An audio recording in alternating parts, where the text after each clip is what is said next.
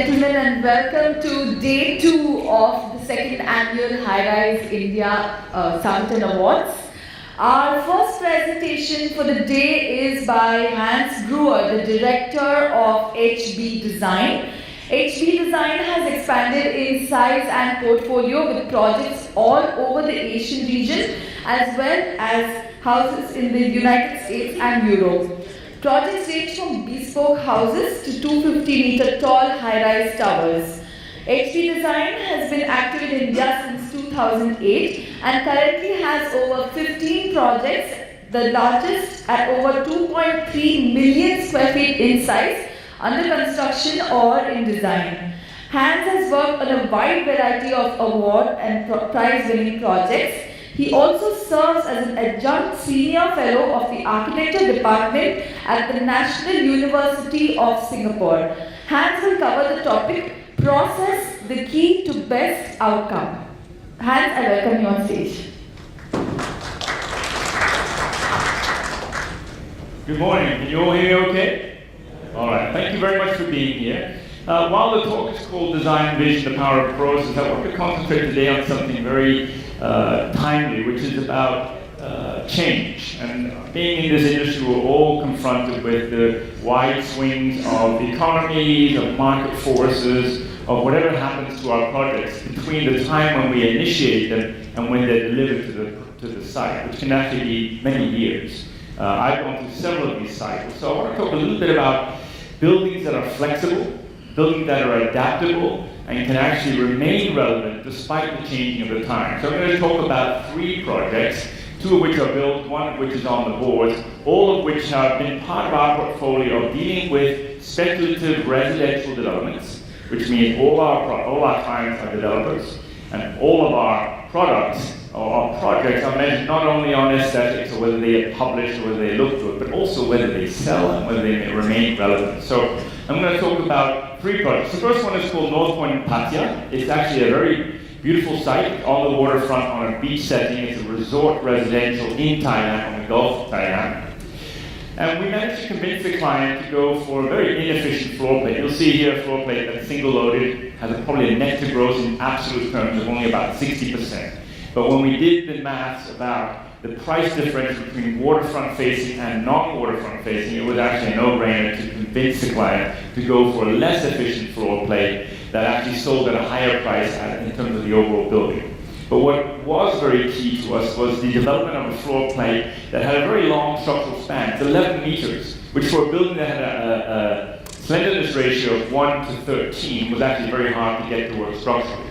But the benefit was that it allowed the developer and us to actually use it with varying floor plates in place within the same structure. So in other words, the unit mix could change. And so what we had designed was something where the sales and the marketing team could decide on how many percent of 1 BHK, 2 BHK, 3 BHK, but also more importantly, where they could go in the building, which gave people choice. You could have a 1 BHK at the top, or on the east, or on the west, or 2 BHK in the bottom, and the middle at the top. And so the idea that you end up with a fixed floor plate with simple stacks of the same unit type has been thrown out. What was interesting is that what we had designed as a flexibility within the design stage actually turned out to be a boon when the project was launched, and certain unit types did not sell very well. Duplexes sold extremely well, which the developer was very conservative about. And so while the construction was ongoing, they managed to change the unit mix without changing the infrastructure. And that was, I think, our first learning curve, which goes back about 10 years now. And here's some of the pictures of the building. So it's a very slender building. You can see the facade itself is a mixture of different fenestration types, some double height, some single height. There are 1, 2, and 3 BHKs, all somehow embedded in the very same infrastructure. And so, introducing some unusual spaces, such as these sky terraces on level 39, and of course, being a beachfront setting, it was on a beautiful stretch of beach with no road between it, so the guard was very important, as was obviously the facilities and all the aspects that are there. So here you can see the building in its final stage. This is about 10 years old since it was completed, and it still remains relevant to this day. The second project was called The River in Bangkok. It's a massive project, 2 million square feet. It has about 1,000 units in it. And likewise, being a very tall building, we had to work around a floor plate that was both suitable for the typology, but also flexible. So it was on the river, you can see here right in the middle of Bangkok, a fantastic setting.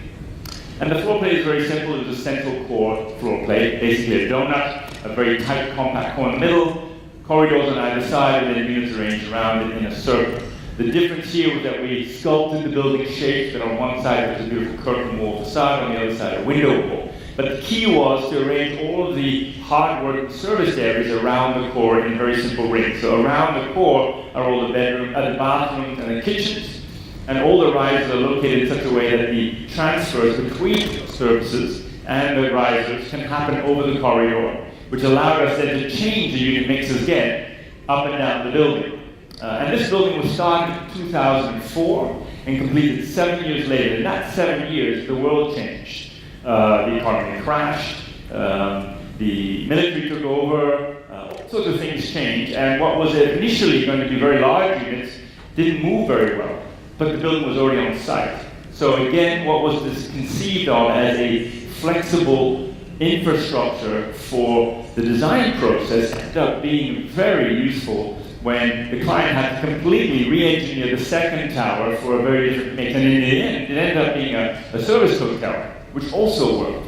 And I think the key here was learning how to design something that allowed change to happen. And I think that's something that in India I find is actually something that needs to be addressed. We've been working here for over 10 years. We're doing exclusively residential, and it tends to be extremely specific layouts. 2BHK is a particular layout, tropes here, bathrooms that are 6 feet by whatever it may be. And I think the challenge is always whether the building is actually fit for change. So you can see in here, this is the final outcome. I'm just going through pictures quite quickly. So I have one more project I want to show. The landscaping, and the overall tower with the sunset. So in this last project called Brouwer in Manila, it's a latest evolution of this idea of flexibility.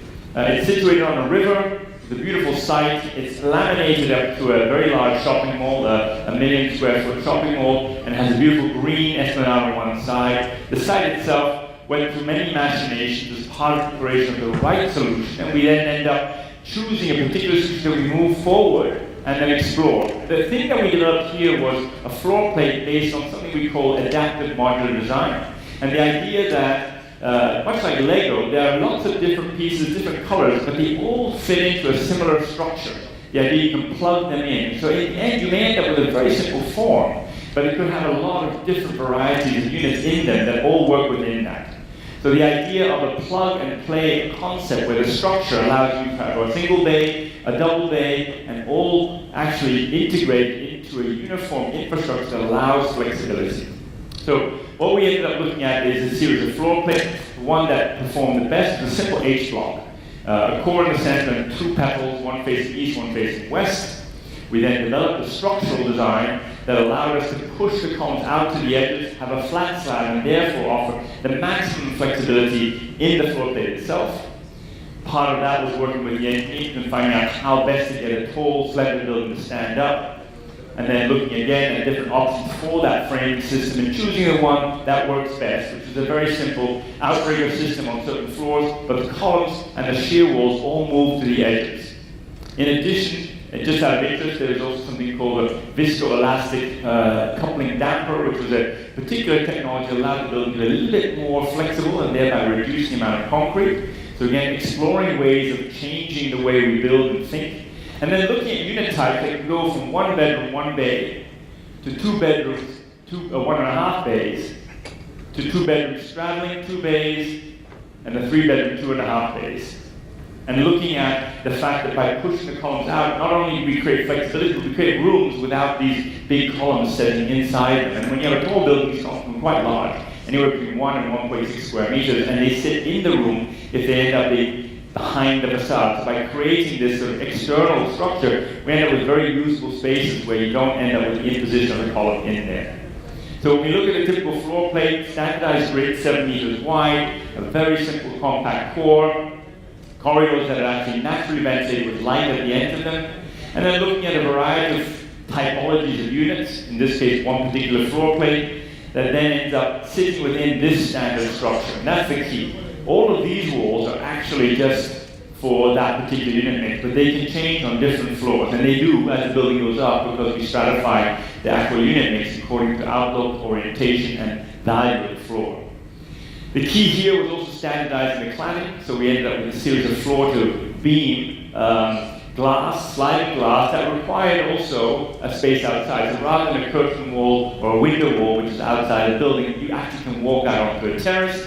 But these ledges are also really critical in the tropical zones where they become shading devices and also, of course, protection from the rain. So as you look at the building, looks extremely uniform. And what we always try to work around with our tall buildings is to avoid an architecture which is a product of accumulation of windows, balconies, ledges, and grills. And something a little bit more elegant, so we can concentrate on the larger proportions of the top, the center, and the base. When you look at this, the building goes down to the base. There's a very complex base building, and overall it looks like something like this. And so when you look at this as a building, it sort of has a monumentality to it that belies the fact that there's actually 450 different units. At the base of the building, we had a very complex task of trying to integrate ground floor retail, a beautiful riverfront esplanade, and at the same time linking the building through to the existing mall behind, all within a 43-meter wide strip, which had retail, parking, and obviously mall linkages. As you go up, there's a double height entrance from the mall, and then the parking on top of that. And then as you go up, you end up on the 7th floor, on top of the podium with all your facilities, and again we push the facilities to maximize views out towards the south. We have east and the northeast with the pools, we have gyms, a wraparound green area. And so in the end, you end up with this very complex building that actually looks quite simple as it goes up. These are study models of the context. Our building here in white. You can see the river as it wraps around. When you look down here, you can see we've got a very broad, expansive space in front of it. So we've oriented all the units to face either east or west, which is basically the two prime view corridors. And we were also very intent on trying to make the building come to the ground, so we didn't want to have a podium and a building, which is usually the case when you end up with a lot of parking floors. So we brought the building forward, we pushed the podium back. You can see the large opening that allows the mall to come through, and in the end, when this is all complete, the riverfront will become a real part of the overall center space. At the top, you can see a sky terrace with a 3-story high facility. And you can see the proportion and the linkage through to the mall behind. These are some of the images that basically promise the overall experience. As you come to the building, you drop off this open to sky here. The lobby looks right through to the river esplanade. When you go to the river esplanade, eventually it'll be full of F&B eateries. There's probably a 70-meter stretch between us and the river frontage. The building itself rises up above. And then when you get to the top of the podium, the eco deck, which is a wraparound green space, has this 30-meter lap pool, the gym, all of these overlooking the river esplanade, and to the east, the larger complex of Manila as a bay. And there's the Sky Terrace facilities, triple height space. This is located at level 35. Again, something unusual to pull it out of the general sort of high repetition of the floor plate, and also to give all clientele or all customers, right, whether they have a high level unit or not, the experience of being up in the sky and living in a high rise. So ultimately, we wanted to try and develop a building that had the elegance of some of the simpler architectural towers that we've seen in the past. When we look at New York and Skyline, we look at these tower buildings that look extremely elegant because they're not hodgepodge of sort of details. They're actually something simple. So the idea of the structure being both an expedient way to create flexibility and simplicity in the plan also becomes a very strong architectural expression, where the building itself looks elegant because of these columns going right from the ground all the way to the top, differentiating as it goes up between the podium facilities, sky terrace, and the top of the building. And I think ultimately when you look at this building, both day and night time, the real interest is what's behind the skin and how it works. And I think the lesson that we've learned is that we don't know where we're going. We don't know how the economy will change. What we can do is think very cleverly and very creatively about how we can be adaptable. And so the message I'd like to bring to the floor here is the idea of thinking outside the box and not trying to create what we would call a camel, which is a horse designed by committee. where everybody's opinion gets sort of put into the mix, and we try our best to assemble some kind of construct that becomes our building, that becomes our plan, that becomes our architecture. But to think larger than that, and to think about buildings that are adaptable, that are functional, that are elegant, and also able to deal with unforeseen futures that we have as we move forward. So a summary of all these images, and I apologize for the bit of rush at the 20-minute time frame. It was a good limiter, and I believe my time is just about up. So here's a kind of a composite of all the images of Brouwer, which is actually the latest in a line of thinking that we have engaged with for the last 15 years, which is how can we design better? How can the design process be more suited to the times that we see ahead? And we were talking this morning about millennials and the next generation.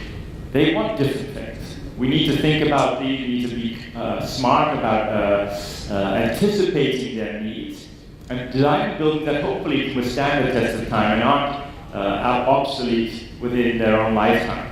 So thank you for your time. Yeah, really? Okay. If there are any questions, I'm very happy to answer them. Obviously, there's quite a bit of information here, and I rushed through them. As I said, we've been working here in India for a good 10 years, and I found that it's a very challenging environment, and an environment that comes very much from its own ecosystem. But sometimes I feel that ecosystem is also very self-limiting, that it becomes a self-fulfilling prophecy where engineering, the best floor plate, the maximum FSI efficiency, all the other design requirements come into play, and you end up with floor plans that are extremely specific. And I think that I hope for a time when the design process will be thought about in slightly more grander ways, and maybe evaluated with different criteria as prioritized, which will then result in different buildings, I think. So, if there are any questions, I'm very happy to answer them. Yeah? Oh.